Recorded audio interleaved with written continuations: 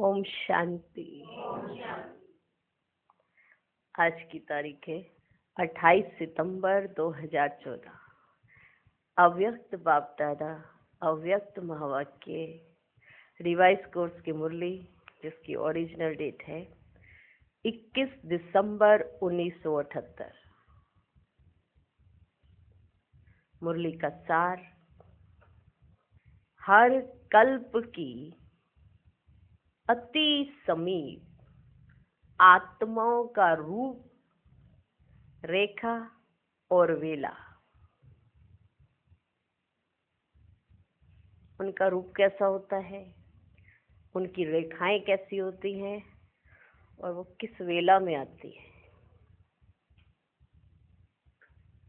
हर कल्प की अति समीप आत्माएं, एक होती है समीप, एक होती अति समीप आत्माएं। उनका रूप, उनकी रेखा, उनकी वेला। अब भगवान के अति समीप सोच के कितनी खुशी होती है। अति समीप।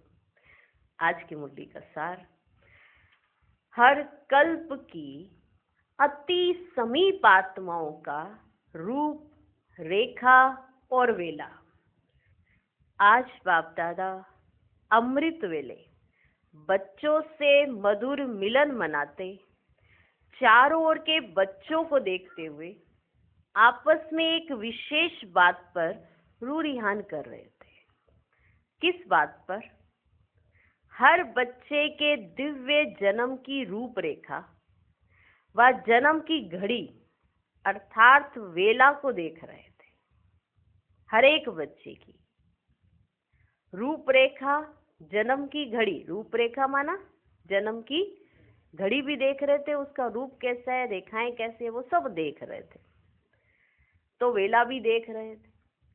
हर एक की वेला और रूपरेखाओं के आधार पर वर्तमान संगम युगी जीवन और भविष्य जीवन का आधार है। जब आप आए, कैसी वेला थी, क्या रूपरेखा थी, उसके आधार पर वर्तमान संगम युगी जीवन और भविष्य जीवन का आधार है। रूप में क्या देखा? जन्मते ही शक्ति रूप की झलक रही व वियोग से योग की रेखा रही, अर्थात तड़प व प्यास रूप रहा व सेवाधारी स्वरूप रहा व सदा आते अतीन्द्रिय सुख में सुख रूप रहा। बाबा जब बच्चों को देख रहे थे तो बाबा ने रूप देखा, तो बाबा कहते क्या देखा होगा? ये देखा होगा। रूप में क्या देखा?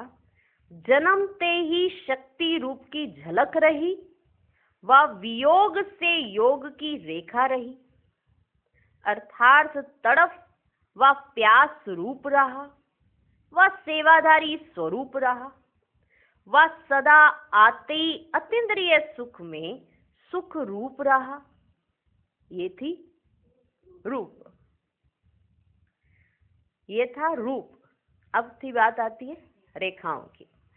उसके साथ रेखाएं क्या रही? वरदानी की रेखा रही, हिम्मत और उल्लास की रेखा रही व जन्मते ही सहयोग के आधार पर चलने की रेखा रही। रूप में भी 3-4 बातें देखी और रेखाओं में भी 3-4 बातें देखी कि वरदानी की रेखा रही, हिम्मत और उल्लास की रेखा रही व जन्मते ही सहयोग के आधार पर चलने की रेखा रही। ऐसे ही वेला को भी देख रहे थे। रूप देख लिया, रेखा देख ली, वेला को भी देख रहे थे। सेकंड में निश्चय बुद्धि रहे, सेकंड में सप्ताह कोर्स के बाद रहे व और भी अधिक समय के बाद निश्चय बुद्धि बने व संशय निश्चय की युद्ध चलते चलते निश्चय बुद्धि बने। कभी संशय आ गया, कभी निश्चय हो गया, ये युद्ध चलते चलते निश्चय बुद्धि बने व अब भी युद्ध में ही चल रहे हैं। तो ये क्या थी? वेला। माना उस समय वेला कौन सी थी? रूप देखा, रेखाएं देखी, वेला देखी, ये सब बाबा देख रहे थे, क्योंकि ये आधार है किसका? संगम युग का भी और भविष्य का भी, कि जब आप आए तो आपकी स्थिति कैसी थी। जब आप आए तो आपको एक सेकंड में निश्चय हो गया या निश्चय करते करते बड़ा टाइम लग गया? और उस निश्चय करते करते में कभी संशय हो गए, कभी निश्चय आ गया। एक होता है पहले दिन से ही निश्चय बैठ गया, एक 7 दिन के कोर्स के बाद बैठा, एक 7 दिन के कोर्स के बाद और समय लिया, फिर 1 साल के बाद जागे। क्या क्या रहा था? क्या वह संशय निश्चय के युद्ध चलते चलते निश्चय बुद्धि बने, वह अब भी युद्ध में ही चल रहे हैं। कौन सी वेला है? ठीक है, सेकंड का निश्चय अर्थात नजर से निहाल। एक नजर पड़ी, माना जैसी बाबा को देखा, छुट्टी हो गई। उसके बाद क्या है, कितना आगे, कितना व्याख्यान है, ये है, कोई कितना मर्जी सुनाता रहे, डराता रहे, ये लाइफ ऐसी है, ये ऐसी है। मेरा बाबा है, बाबा को देखा, निश्चय हुआ। तो ये है नजर से निहाल होना। सेकंड का निश्चय अर्थात नजर से निहाल। सेकंड नंबर, श्रेष्ठ बोल से निहाल। बाबा का ज्ञान बड़ा अच्छा है। तीसरा नंबर, सौदागर से सौदे के मुआफिक मूल्य को बार बार जानने के बाद मर्जी में बने। तीसरे नंबर वाले, सौदागर से सौदे के मुआफिक मोल भाव करते, अच्छा क्या मिलने वाला है, ये मिलेगा, अच्छा इस जीवन में क्या क्या होता है, अच्छा ये होता है, बार बार जानने के बाद मर्जी में बने। चौथा नंबर क्या होगा? चौथा नंबर, जरा सा प्राप्ति के, स्नेह के, संपर्क के, जरा सा प्राप्ति, कहीं से जरा सी प्राप्ति हो गई, थोड़ा सा स्नेह मिल गया किसी से, थोड़ा सा किसी के संपर्क में आ गए, परिवर्तन के आधार पर अभी संशय, अभी निश्चय। मेरा ये काम जो पहले करा थे, बाबा कराए तो मैं बाबा का, माया कराए तो मैं माया का। समझ में है? चौथा नंबर, जरा सा प्राप्ति के, स्नेह के, संपर्क के, परिवर्तन के आधार पर अभी संशय, अभी निश्चय। तो बाप दादा आज हर बच्चे की इन बातों को देखते हुए रूरिहान कर रहे थे। हमें समझ आ गई ना कि वो रूरिहान किस तरह की रूरिहान थी, वो समझ आई। रूरिहान कर रहे थे इस मरजीवा जीवन में सदा निर्विघ्न व सदा तीव्र पुरुषार्थी, सदा प्राप्ति द्वारा अनुभवी मूर्त व पुरुषार्थी जीवन व चढ़ती कला व उतरती कला, इस रफ्तार में चलने वाली जीवन, इन तीनों प्रकार की जीवन का आधार रूप, रेखा, वेला पर है कि आप कौन सी जीवन के अंदर हो। हम सब जीवन जी रहे हैं। हमारी जीवन निर्विघ्न जीवन है, पुरुषार्थी जीवन है, या अनुभवी मूर्त होकर हम उड़ती कला में, कौन सी जीवन में हम जी रहे हैं, इसका आधार रूप, रेखा, वेला के ऊपर है। इसे पत्रियां बनाने वाले ये सब देखते हैं, ये सब देखते हैं, क्योंकि आपके जीवन का ये तीनों बातें आधार है कि आपका आगे का जीवन कैसा चलने वाला है। तो सेकंड का निश्चय, सेकंड का निश्चय, नजर से निहाल। फिर उसने कुछ नहीं देखा अपने जीवन में आगे क्या है, कैसा है। कहीं कहते हैं ये जीवन मरजीवा जीवन है, इसमें बहुत मरना पड़ता है, इसमें बहुत सहन करना पड़ता है।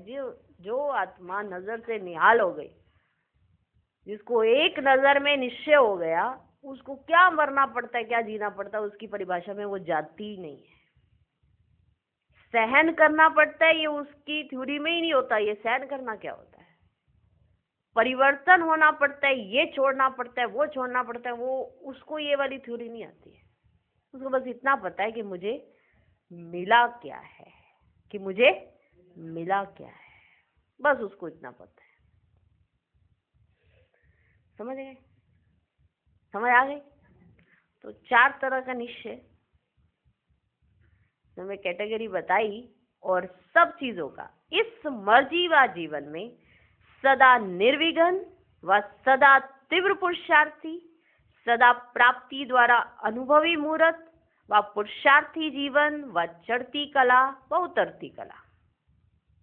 पुरुषार्थी जीवन व चढ़ती कला व उतरती कला, इस रफ्तार में चलने वाली जीवन, इन तीनों प्रकार की जीवन का आधार रूप, रेखा, वेला पर है। जो हर कल्प की अति समीप आत्माएं व पद्मा पदम भाग्यशाली आत्माएं हैं, उनकी रूप, रेखा और वेला क्या होती है, वे जानते हो? रूप में क्या क्या था, रेखा में क्या क्या था, वेला में क्या क्या, वो बाबा ने बता दिया। लेकिन अब बाबा बताने जा रहे हैं अति समीप आत्माओं का रूप, रेखा और वेला। जानते हो उनका रूप, रेखा और वेला को जानते हो? ऐसी आत्माएं सेकंड में पहुंची और बाप की बनी। ऐसी आत्माएं सेकंड में पहुंची और बाप की बनी। कल्प पहले के भाग्य की टचिंग के आधार पर, कल्प पहले के भाग्य की टचिंग के आधार पर जन्मते ही ऐसे अनुभव करेंगे, ब्राह्मण बनना है नहीं, लेकिन ब्राह्मण थे, पहले भी थे और अब भी हैं। उनको बनना है ये सोच नहीं आएगी किसी भी चीज में।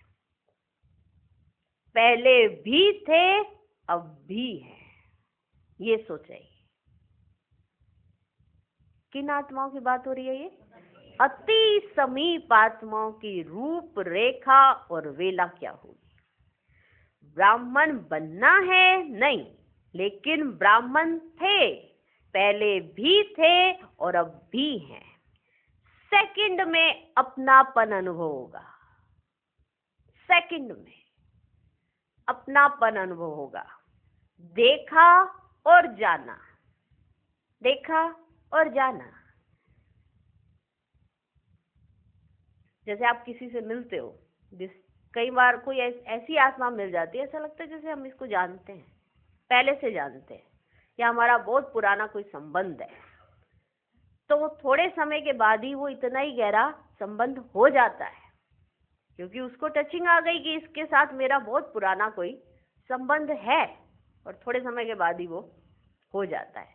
देखा और जान लिया, किसी से प्रूफ नहीं मांगा कि इसके साथ है कि नहीं है। जैसे दोस्ती करते हैं, 2 दोस्त होते हैं, कोई दोस्त पसंद आ गया तो उसने उसकी हिस्ट्री निकाली, ये पिछले साल में क्या था, ये पहले क्या करता था, देखा और जान लिया। दोस्ती ऐसी ही होती है, ये नहीं कि उसकी पूरी कुंडली निकालने चले जाएंगे। दोस्त बनाना है, पहले जानकारी ले ले, खानदान कैसा है। नहीं जानते। स्कूल में जितने भी हम पढ़ते थे, कैसे जानते थे? कोई इसके मम्मी पापा के बारे में पूछने लग जाते, तेरी मम्मी क्या करती है, तेरे पापा क्या करते हैं? कुछ नहीं। तुम कौन हो, तुम्हारा नाम क्या है? अच्छा चलो ठीक, दोस्त हो गए, फ्रेंड फ्रेंड फ्रेंड। माना देखा और जान लिया। जब हम ब्राह्मण बनने लगे, जब बाप के बने, अति समीप आत्माएं ब्राह्मण बनते ये नहीं सोचती अभी मुझे ब्राह्मण बनना है, मैं हूं ही। मैंने पहले भी ये सब धारणाएं बहुत आसानी से की है। हम थे, हम हैं, बस, बहुत सिंपल। देखा और जान लिया। ऐसी वेला वाले की रूपरेखा क्या होती है? जिसने देखा और जान लिया, आप सोचो ऐसी वेला की रूपरेखा क्या होती है, ऐसी वेला वाले की, जिसने सिर्फ देखा और जान लिया। क्योंकि ये वेला ही हुई ना, क्योंकि पहला स्टेप यही था कि आप पैदा कैसे हुए, पैदा कैसे हुए, कि आपका निश्चय किस आधार पर हुआ। 4 स्टेप थे निश्चय के। आप नजर से निहाल हुए, आप बोल से निहाल हुए, या आप सौदागर बने, माना आपने सौदा किया, जांच पड़ताल की उस हिसाब से। या चौथे नंबर प्राप्ति, स्नेह, कभी संशय हो जाता है, कभी निश्चय होता है। क्या वेला क्या है आपकी? तो बाबा ने कहा ऐसी वेला वाले की रूपरेखा क्या होती है। पहले नंबर की वेला जो अभी सुनाई, उनका रूप क्या होगा, सोच सकते हो? क्योंकि वो वेला वाला जो सेकंड में उसने सब कुछ अपना लिया, अपनापन उसे अनुभव हुआ, देखा और जान लिया, ऐसी वेला वाले की रूपरेखा क्या होगी। पहले नंबर की वेला जो अभी सुनाई, उनका रूप क्या होगा। जन्मते ही सर्व प्रॉपर्टी के अधिकारी होते हैं। जन्मते ही सर्व प्रॉपर्टी के अधिकारी होते हैं। ऐसे हर स्वरूप के अनुभूति का अधिकार अनुभव करेंगे। जो स्वरूप बाबा ने हम बच्चों को दिए हैं, उसका अधिकार वो अनुभव करेंगे। ऐसे हर स्वरूप के अनुभूति का अधिकार अनुभव करेंगे। जैसे बीज में सारे वृक्ष का सार समाया हुआ है, ऐसे नंबर 1 अर्थात बाप समान समीप आत्माएं व नंबर 1 वेला वाली आत्माएं सर्व स्वरूप की प्राप्ति के खजाने के होते ही अनुभवी होंगे। जैसे ही उन्हें सारी प्रॉपर्टी, उसका अनुभव उनके साथ साथ जुड़ना शुरू हो जाएगा। जन्म हुआ, प्रॉपर्टी मिली, अब ये प्रॉपर्टी मेरी है या नहीं है, उनके अंदर डाउट नहीं आएगा। वो उसका स्वरूप बहुत सहज स्वरूप से बन जाएंगे, बहुत सहज, उसके वो अनुभवी होंगे। ऐसे अनुभव करते हैं कि यही स्वरूप निजी स्वरूप है। जैसे बाबा ने कहा प्रॉपर्टी शांत स्वरूप, आनंद स्वरूप, प्रेम स्वरूप, ये सब तुम्हारे स्वरूप है। तो भले वो आत्मा जब बाप से नहीं मिली थी तो गुस्सा करती होगी, लेकिन जैसे ही बाप की बनी शांत हो गई, क्योंकि उसका वो स्वरूप है, उसको समझ आ गया। उसके लिए उसको मेहनत नहीं करनी पड़ी। ये कौन सी आत्माओं के लक्षण है? अति समीप आत्माएं। ऐसे अनुभव करते हैं कि यही स्वरूप निजी स्वरूप है। सुख का अनुभव होता शांति का नहीं, व शांति का होता सुख का नहीं, शक्ति का नहीं। ये फर्स्ट नंबर की वेला का अनुभव नहीं है। उसको शांति का अनुभव हो रहा है, सुख का नहीं हो रहा है, शक्ति का अनुभव ही नहीं हो रहा है। शांति का हो गया पर सुख शक्ति का अनुभव ही नहीं हो रहा है। ये फर्स्ट नंबर की वेला वाले के लक्षण नहीं है। सेकंड में वर्षे के अधिकारी, यह है वेला और स्वरूप। सेकंड में वर्षे के अधिकारी कि जो प्रॉपर्टी बाप ने हम बच्चों को दी, उसका वो सहज स्वरूप होंगे। बाबा ने कहा तुम शांत स्वरूप आत्मा हो। सेकंड लगेगा उनको अपने आप को शांत स्वरूप फील करने में। कहेगा नहीं बाबा मेरे को तो क्रोध ही बड़ा आता है, शांति कहाँ से लाऊं? तो वो अति समीप आत्मा नहीं है जो ये अपने आप में ही डाउट करे जा रही है कि मैं ये पता नहीं हूं नहीं हूं। वो अति समीप नहीं है। सेकंड में वर्षे के अधिकारी यह है वेला और स्वरूप। अब रेखा क्या होगी? रूप देख लिया, रूप देख लिया कि उसका रूप कैसा होगा। अब रेखा क्या होगी? निश्चय बुद्धि बनना व निश्चय करना है। निश्चय बुद्धि बनना व निश्चय करना है, ये संकल्प मात्र भी नहीं होगा। कई आत्माएं अपने आप में ऐसे सोचती रहती है मुझे पूरा निश्चय करना है। ज्ञान तो मेरे को समझ आ गया, पर थोड़ा निश्चय कराओ, थोड़ा निश्चय, थोड़ा ऐसा चमत्कार सा दिखाओ तो मेरा निश्चय यूं बैठ जाए। तो ये पहले नंबर की आत्मा के ये होगा कि मुझे निश्चय बुद्धि बनना है, निश्चय करना है। निश्चय बुद्धि बनना व निश्चय करना है, ये संकल्प मात्र भी नहीं होगा। जन्मते ही नेचुरल निश्चय बुद्धि की रेखा होगी, जन्मते ही। ऐसे जैसे ही पैदा हुए निश्चय बुद्धि है ये, कभी उनके ऊपर नीचे गतिविधियां नहीं हुई है। जन्मते ही नेचुरल निश्चय बुद्धि की रेखा होगी। कैसे व ऐसे के विस्तार में नहीं जाएंगे, हैं ही, इसमें ऐसे और वैसे का प्रश्न ही उठता नहीं है। ऐसे पूरे जीवन के अटूट निश्चय की रेखा अन्य आत्माओं को भी स्पष्ट दिखाई देगी। निश्चय की रेखा की लाइन अखंड होगी, बीच बीच में खंडित नहीं होगी। एक साल तक निश्चय खंडित रहा, फिर अगले साल फिर जुड़ गया। निश्चय की रेखा अखंडित, अखंडित। ऐसी रेखा वाले के मस्तक में अर्थात स्मृति में सदा विजय का तिलक नजर आएगा। उसको हर बात में विजय मिलती है, जिसका निश्चय ऐसा होता है, हर बात में विजय मिलती है। स्मृति में सदा विजय का तिलक नजर आएगा। ऐसी रेखा वाले जैसे ब्राह्मणों का भविष्य श्री कृष्ण रूप में जन्म से ही ताजधारी दिखाया है, ऐसे जन्मते ही सेवा की जिम्मेवारी के ताजधारी होंगे। जैसे ही जन्म होगा उनका, ऐसी आत्माओं का साथ साथ सेवा स्टार्ट हो जाएगी, उनकी साथ साथ सेवा शुरू हो जाएगी उनकी। ऐसे जन्मते ही सेवा की जिम्मेवारी के ताजधारी होंगे, सदा ज्ञान रत्नों से खेलने वाले होंगे। उनकी भाषा बिल्कुल चेंज हो जाएगी, जब जब बात करेंगे तो ज्ञान की ही बात करेंगे। वो ज्ञान रत्नों से खेलने वाले होंगे, सदा याद और खुशी के झूले में, सदा याद और खुशी के झूले में झूलते हुए जीवन बिताने वाले होंगे। याद और खुशी, एक झूला आता है ना, उसकी दो रस्सियां आती है, एक इधर वाली एक इधर वाली। अगर आपको डाउट होगा कि ये टूट सकता है तो कभी आप झूलोगे नहीं उसके ऊपर, बस पकड़ के बैठ जाओगे। और अगर आपको पता होगा कि ये अच्छा झुला सकता है तो पीछे से किसी को कहोगे धक्का दो, और भले वो धक्का दे रहा है, तेज तेज धक्का दे रहा है, फिर भी आपको मजा आ रहा है। आहा, झूला झूल रहे हो ना। सदा याद और खुशी के झूले में झूलते हुए जीवन बिताने वाले होंगे। सदा हर कर्म में वरदान का हाथ अपने ऊपर अनुभव करेंगे।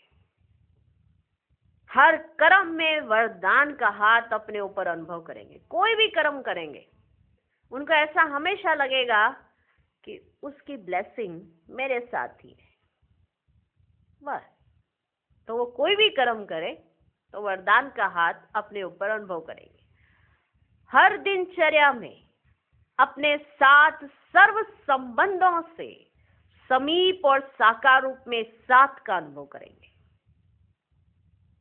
ऐसी आत्माएं जो अति समीप होती हैं, भले वो दूर बैठी हैं, भले वो दूर बैठी हैं, लेकिन दूर है वो एक अलग बात है, लेकिन वो उनको ऐसा अनुभव होगा कि सर्व संबंधों से हम उसके समीप हैं, और साकार रूप में साथ का अनुभव करेंगे कि मेरे साथ साथ चल रहा है बाबा। ठीक है, तो उसको कभी ये नहीं लगेगा कि साकार में अभी प्रकट होना चाहिए बाबा। सर्व संबंधों से समीप और साकार रूप में साथ का अनुभव करेंगे। स्वतः योगी और सहज योगी होंगे। स्वतः योगी, योग लगा ही हुआ उनका। ये है नंबर 1 रूप रेखा और वेला वाले बच्चों की निशानियां। ये है नंबर 1 रूप रेखा और बेला वालों की निशानी। अब अपने आप को चेक करो। अब अपने आप को चेक करो। पहले नंबर की रूप रेखा और वेला वाले कितने होंगे? 8 व 108। प्रश्न है ये, 8 व 108। आप सब कहाँ हो? आप सब कहाँ हो? अभी भी चेंज कर सकते हो, अभी भी चेंज कर सकते हो। लास्ट सो फास्ट जा सकता है। अभी भी परिवर्तन की मार्जिन है, अभी भी परिवर्तन की मार्जिन है। अभी टू लेट का बोर्ड नहीं लगा है। गुप्त पुरुषार्थी दिन रात एक दृढ़ संकल्प के पुरुषार्थी हाई जंप दे सकते हैं। एक दृढ़ संकल्प से, एक दृढ़ संकल्प के पुरुषार्थी हाई जंप दे सकते हैं। इसलिए फिर भी अपने भाग्य को नंबर 1 बनाने के पुरुषार्थ की लॉटरी डालो तो नंबर निकल आएगा। समझा क्या करना है? लास्ट चांस है, लास्ट चांस है। इसलिए बीती सो बीती करो, बीती सो बीती करो, भविष्य को श्रेष्ठ बनाओ। इसलिए बाप दादा फिर भी सबको चांस दे रहे हैं। फिर उलाहना नहीं देना। हम कर सकते थे लेकिन किया नहीं। फिर उलाहना नहीं देना। हम कर सकते थे लेकिन किया नहीं। समय नहीं मिला, सरकमस्टांस नहीं थे। अभी भी रहम दिल बाप के रहम का हाथ सबके ऊपर है। इसलिए अपने ऊपर भी रहम दिल बनो। बाप रहम दिल है, उसका हाथ सबके ऊपर है, इसलिए अपने ऊपर भी रहम दिल बनो। अच्छा, ऐसे सदा बाप के वरदानों के हाथ अपने ऊपर अनुभव करने वाले, सदा अपने ऊपर और सर्व के ऊपर रहम दिल, अटूट अखंड निश्चय बुद्धि, अखंड योगी, सदा विजय के तिलकधारी, जन्मते ही ताजधारी, ऐसे सदा तख्त नशीन बच्चों को बाप दादा का याद प्यार और नमस्ते। हम रूहानी बच्चों की भी रूहानी बाप दादा को नमस्ते नमस्ते नमस्ते। Good morning, good morning, good morning. पार्टियों से मुलाकात। पहली पार्टी, निज धाम और निज स्वरूप की स्मृति से उपराम स्थिति। निज धाम और निज स्वरूप की स्मृति से उपराम स्थिति। निज धाम और निज स्वरूप की स्मृति से उपराम स्थिति। अपने निज स्वरूप और निज धाम की स्थिति सदा याद रहती है। अपने निज स्वरूप और निज धाम की स्थिति सदा याद रहती है। निराकारी दुनिया और निराकारी रूप दोनों की स्मृति इस पुरानी दुनिया में रहते हुए भी सदा न्यारा और प्यारा बना देती है। इस दुनिया के हैं ही नहीं, हैं ही निराकारी दुनिया के निवासी।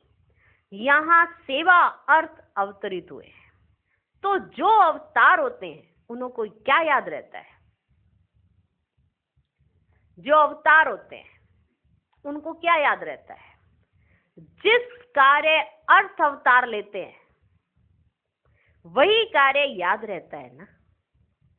भले वो खा पी चल फिर सब कुछ कर रहे हैं, लेकिन उन्होंने अवतार लिया है तो उनको अपने अवतार का मकसद याद है कि हमारा अवतार क्यों हुआ है। तो जिस कार्य अर्थ अवतार लेते हैं वही कार्य याद रहता है ना। अवतार अवतरित होते ही हैं धर्म की स्थापना के लिए।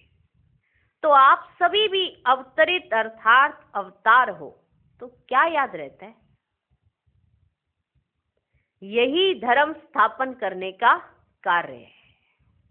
जैसे धर्म की स्थापना करने के लिए उनका अवतार हुआ ना, तो उनको याद रहता था कि हमें धर्म की स्थापना करनी है। तो आप सब भी अवतार हो, क्या आपको ये याद रहता है कि हमें धर्म की स्थापना करनी है? ये कार्य याद है? स्वयं धर्म आत्मा बन धर्म स्थापन करने के कार्य में सदा रहने वाले तो शक्ति अवतार हो ना। हर एक शक्ति अवतार है। पांडव भी शक्ति रूप है। एक सर्वशक्तिमान है, बाकी सब शक्तियां हैं, तो सब शक्ति अवतार है। सिर्फ यह भी स्मृति रहे ना, तो कितनी मीठी जीवन का अनुभव करेंगे ना, कितनी मीठी जीवन का अनुभव करेंगे। हम इस मृत्यु लोक के नहीं, लेकिन अवतार हैं, सिर्फ ये छोटी सी बात याद रहे तो उपराम हो जाएंगे। अगर अपने को अवतार ना समझ गृहस्थी समझते हो, तो गृहस्थी की गाड़ी कीचड़ में फंसी रहती है। गृहस्थी की गाड़ी कीचड़ में फंसी रहती है। गृहस्थी है ही बोझ की स्थिति, और अवतार बिल्कुल हल्का। जिम्मेवारियां अवतार पूरा निभा रहा है, लेकिन वो हल्का रहता है। गृहस्थी भी जिम्मेवारियों की वजह से बोझ में है, लेकिन वो बोझ में ही रहता है, क्योंकि वो अपने आप को गृहस्थी समझता है। अवतार की उससे बड़ी जिम्मेवारी है कि एक एग्जाम्पल सेट करना है, पूरे धर्म की स्थापना करनी है, उससे बड़ी जिम्मेवारी है। और गृहस्थी सिर्फ 2-3 लोगों की जिम्मेवारी में ही अपने आप को बोझ समझ लेता है। तो क्या समझना चाहिए, गृहस्थी या अवतार? अवतार माना बिल्कुल हल्का, वह फंसा हुआ है, वह बिल्कुल न्यारा। गृहस्थी फंसा हुआ है और अवतार बिल्कुल न्यारा। कभी अवतार कभी गृहस्थी, ये चक्कर अगर चलता रहता है तो संगम युगी श्रेष्ठ जीवन का, सुहावने सुख के जीवन का कभी कभी अनुभव होगा, सदा नहीं होगा। क्योंकि कभी कभी गृहस्थी बन जाते हैं, कभी कभी अवतार, तो संगम युगी जीवन का तो अनुभव नहीं कर पाएंगे ना। ऐसे सुख के दिन फिर कभी नहीं आने हैं। ये सुख के दिन फिर कभी नहीं आने हैं। एक एक संगम का दिन अति प्रिय है। तो ऐसे प्रिय दिन का सुहावना समय कैसे व्यतीत करते हो? एक एक दिन बहुत प्रिय है, तो उसके सुहावना समय आप कैसे व्यतीत करते हो? अमूल्य रीति से व्यतीत करते हो व साधारण रीति से? कैसे व्यतीत करते हो? अमूल्य रीति से व्यतीत करते हो या साधारण रीति से? एक एक सेकंड की वैल्यू होती है, उसको जानते हो? 5000 वर्ष की श्रेष्ठ प्रारब्ध का आधार ये थोड़ी सी घड़ियां हैं। तो ऐसी अमूल्य घड़ियों को अमूल्य रीति से यूज करना चाहिए ना। साधारण रीति से व्यतीत करना अर्थात रतन की वैल्यू पत्थर के समान करना। आपको मालूम है कि ये रतन है, लेकिन उसको आप पत्थर की तरह यूज कर रहे हो। आपका जीवन कितना अमूल्य है, लेकिन आप उसको ऐसे ही बिताए जा रहे हो। अगर समय को व्यर्थ गवाते हैं तो रतन को पत्थर के समान यूज करते हैं। समय का मूल्य रखना अर्थात अपना मूल्य रखना।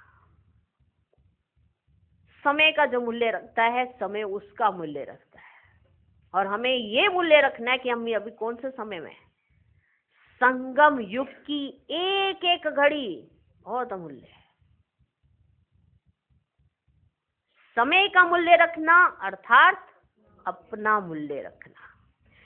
समय की पहचान है ही, लेकिन पहचान स्वरूप होकर चलना, यह है अटेंशन की बात। कि हमें पता है संगम युग बहुत अच्छा है, सुहावना समय, लेकिन पता है, लेकिन पता होकर फिर चलना विशेष बात वो है। पता तो बहुतों को बहुत कुछ होता है, पर वो चल तो नहीं पाते ना। पता लग जाए और फिर चले, महानता उस बात की है। समय की पहचान है ही, लेकिन पहचान स्वरूप होकर चलना, यह है अटेंशन की बात। इस संगम का एक सेकंड भी क्या नहीं कर सकता। सोचो, इस संगम के एक एक सेकंड को कोई यूं ही निकाले जाए, क्या नहीं कर सकता इस संगम का एक सेकंड।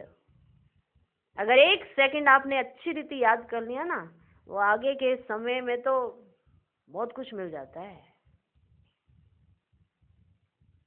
हाँ, जिनका निश्चय सिर्फ सौदे के हिसाब से है तो उनकी बात कर रहे हैं, क्या चाहिए क्या चाहिए क्या चाहिए, ये चाहिए वो चाहिए वो चाहिए।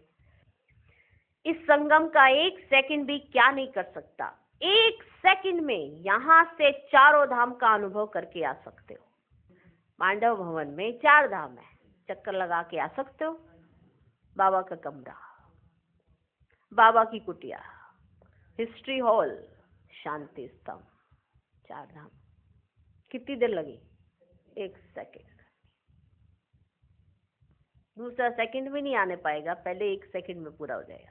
कितना लोग 4 धाम के चक्कर लगाने के लिए कितना खर्चा करते हैं, और ओरिजिनल के 4 धाम कौन से हैं उनको पता ही नहीं है।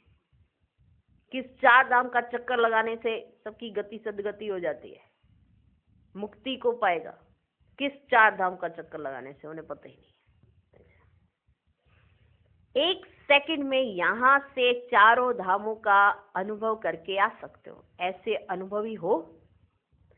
छोटी छोटी बातों में तो टाइम नहीं चला जाता, छोटी छोटी बातों में टाइम तो नहीं चला जाता। अब हाई जंप लगाओ। अभी धीरे धीरे चलने का समय समाप्त हुआ। बचपन नाज नखरे से चलने का होता। बचपन का नाज अच्छा भी लगता है, लेकिन बड़ा होकर नाज से चले तो अच्छा लगेगा। जब बचपन में चलते थे तो बड़े नाज से चलते थे, अब बड़ा होकर नाज से चले तो अच्छा लगेगा। तो अब बचपन बीत गया, बीत चुका ना, वानप्रस्थ तक पहुंच गए। अब ये नाज नखरे शोभते नहीं है। जो बचपन में किया करते थे वो आज भी करें, ये शोभा नहीं देते। वानप्रस्थ में सिर्फ एक ही कार्य रह जाता, बाप की याद और सेवा। सो तो भी याद और सेवा, सो तो भी याद और सेवा, इसी को ही कहा जाता है वानप्रस्थ। याद और सेवा। जब वानप्रस्थी हो गए हो तो आपको एक ही काम है ना। अभी तक भी अगर बचपन की बातें व बचपन के संस्कार रह गए हो तो समाप्त करो। बंधन है, क्या करूं, कैसे करूं, ये सब बचपन के नाज नखरे हैं, बचपन के। अब यह दिन समाप्त हो गए है क्या? त्रिकालदर्शी अपने को नहीं जान सकते जो कहते हो क्या करूं। त्रिकालदर्शी अपने को कहते हो, मास्टर त्रिकालदर्शी, और अपने को नहीं जान सकते और फिर कहते हो क्या करूं। अब इसमें टाइम नहीं गंवाना। होना तो चाहिए, चाहते हैं कर नहीं पाते। ये बचपन की बातों का खेल अब समाप्त। इसका ही अब समाप्ति समारोह मनाओ। कि कोई कहे कि जो बचपन में बंधन था वो 10 साल के बाद भी वही बंधन चल रहा है, तो फिर तो बचपन में ही है ना। 10 साल के हो गए, अभी वही बंधन चल रहा है। बड़े हो गए ना, तो बड़े खुद चलना आता है, सब काम करने आते हैं, तो फिर काहे का बंधन। क्या करूं कैसे करूं, क्या करूं कैसे करूं, यही चलता रहेगा तो फिर कैसे चलेंगे। दूसरी पार्टी, ट्रस्टी समझने से पावरफुल स्टेज की अनुभूति। ट्रस्टी समझने से पावरफुल स्टेज की अनुभूति। सभी सदा अपने को ट्रस्टी समझकर चलते हो। ट्रस्टी अर्थात सदा हल्का, गृहस्थी अर्थात सदा बोझ वाला। गृहस्थी होंगे तो उतरती कला में जाएंगे, ट्रस्टी होंगे तो चढ़ती कला में जाएंगे। ट्रस्टी सदा बेफिक्र बादशाह होते, अर्थात फिक्र से फारिग होते। उन्हें रूहानी फकुर रहता है कि हम मास्टर सर्वशक्तिमान हैं। कैसे भी सरकमस्टांसेस हो, कैसे भी सरकमस्टांसेस, लेकिन स्वयं हल्का रहेगा, स्वयं सदा न्यारा। कौन? ट्रस्टी। जरा भी वातावरण के प्रभाव में नहीं आएंगे। कौन? ट्रस्टी। गृहस्थी समझने से क्या क्यों शुरू हो जाता है। ट्रस्टी समझेंगे तो फुल स्टॉप आ जाता। फुल स्टॉप अर्थात पावरफुल स्टेज का अनुभव, पावरफुल स्टेज का अनुभव। तीसरी पार्टी से अंगद समान स्थिति बनाने के लिए निश्चय का फाउंडेशन मजबूत करो। सभी अंगद के समान अचल हो। माया के किसी भी प्रकार की हलचल में भी अचल। माया का कोई भी वार स्थिति को हिला ना सके। हिलने का कारण क्या होता है? निश्चय का फाउंडेशन मजबूत ना होने के कारण ही हिलते हैं। माया आती है, हिला के चली जाती है, उसका कारण है निश्चय का फाउंडेशन मजबूत नहीं है, तभी हिलते हैं। अगर निश्चय हो कि कल्याणकारी समय है, हर बात में कल्याण है, तो कितने भी तूफान क्यों ना आए, लेकिन हिला नहीं सकते। अब निश्चय के फाउंडेशन को तीव्र पुरुषार्थ का पानी देकर मजबूत करो तो सदा अंगद के समान रहेंगे।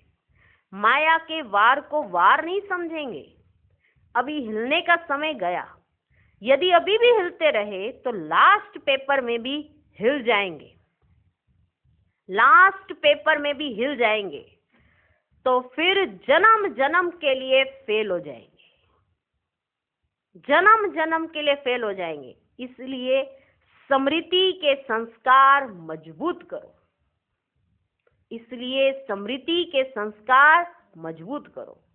सदा याद रखो कि यह अंगद का यादगार हमारा ही यादगार है तो शक्ति आएगी। यह अंगद का यादगार हमारा ही यादगार है, हम ही वो अंगद हैं, तो ही वो शक्ति आएगी। चौथी पार्टी से हिम्मत और उल्लास को एक रस बनाने के लिए एक रस स्थिति। सदा हिम्मत और उल्लास एक रस रहता है। जब एक रस स्थिति होगी तो हिम्मत और उल्लास भी सदा एक रस होगा, नीचे ऊपर नहीं। कभी बहुत कभी कम, उसका कारण क्या है? कभी तो देखो बड़े खुश है, कभी देखो खुश। सदा हिम्मत और उल्लास एक रस रहता है। जब एक रस स्थिति होगी तो हिम्मत और उल्लास भी सदा एक रस होगा, नीचे ऊपर नहीं। कभी बहुत कभी कम, उसका कारण क्या है? सर्व प्राप्ति का अनुभव सदा सामने व स्मृति में नहीं रहता। सर्व प्राप्ति का अनुभव सदा सामने व स्मृति में नहीं रहता। समझ आई? माना आपको जो मिल रहा है, इतनी सारी प्राप्तियां जो हुई हैं, वो आपको याद नहीं रहती है। इसलिए कभी आप अपने आप को बहुत अच्छा अनुभव करते हो, कभी जब याद आ जाती है तो अच्छा, जब याद नहीं आई मतलब ऐसा लगता है कि हम कुछ नहीं है, जब याद आई तो सारों के शहंशाही हम हैं। तो सर्व प्राप्ति का अनुभव सदा सामने व स्मृति में नहीं रहता। आज अल्पकाल की प्राप्ति भी हिम्मत और उल्लास में लाती है, यह तो फिर सदा काल की और सर्व प्राप्ति हुई है।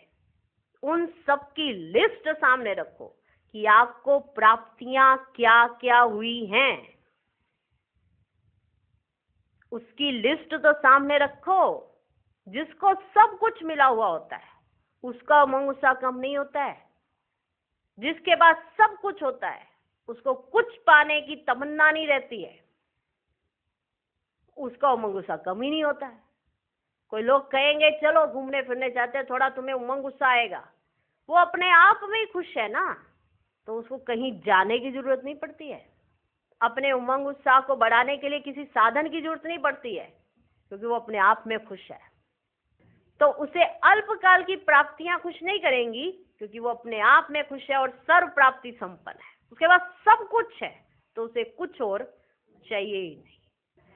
सर्व प्राप्ति हुई है, सदा काल की हुई है, उसकी लिस्ट सामने रखो।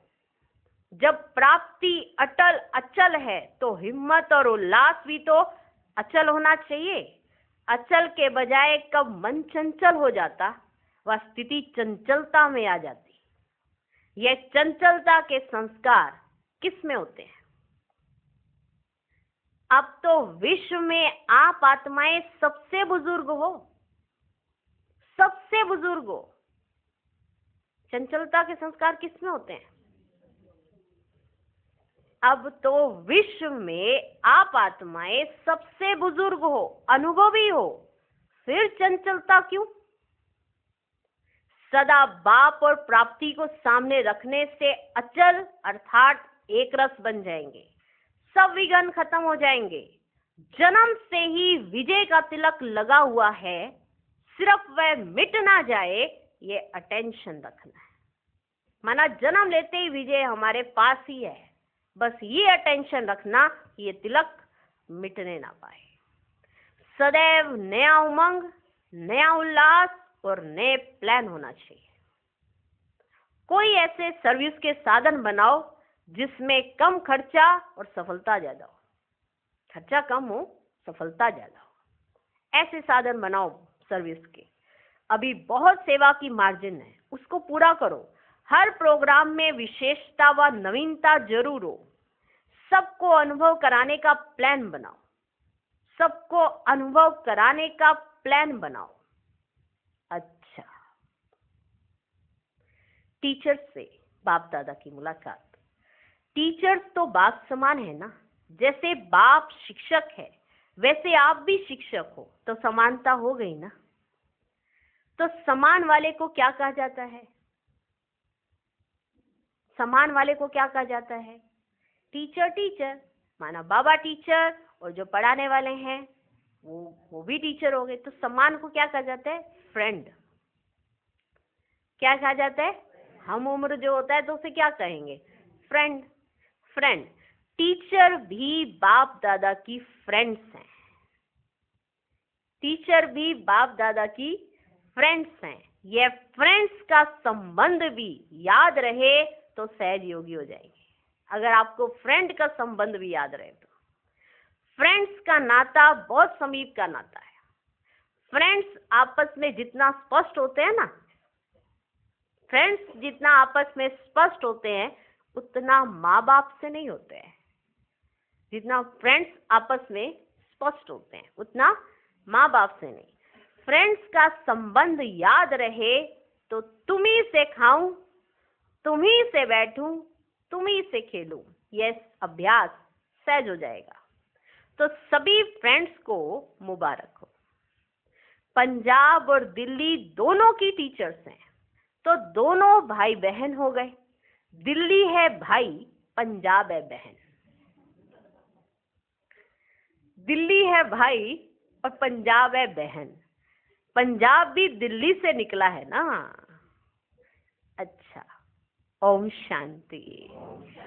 आज का वरदान, साक्षी स्थिति में स्थित हो, परिस्थितियों के खेल को देखने वाले संतोषी आत्मा भव। कैसी भी हिलाने वाली परिस्थिति हो, लेकिन साक्षी स्थिति में स्थित हो जाओ तो अनुभव करेंगे जैसे पपेट शो, माना कठपुतलियों का खेल है, रियल नहीं है। अपनी शान में रहते हुए खेल को देखो। संगम युग का श्रेष्ठ शान है संतुष्ट मनी बनना व संतोषी होकर रहना। इस शान में रहने वाली आत्मा परेशान नहीं हो सकती। संगम युग पर बाप दादा की विशेष देन संतुष्टता है। आज का स्लोगन, ऐसे खुशनुमा बनो जो मन की खुशी सूरत से स्पष्ट दिखाई दे। ओम शांति।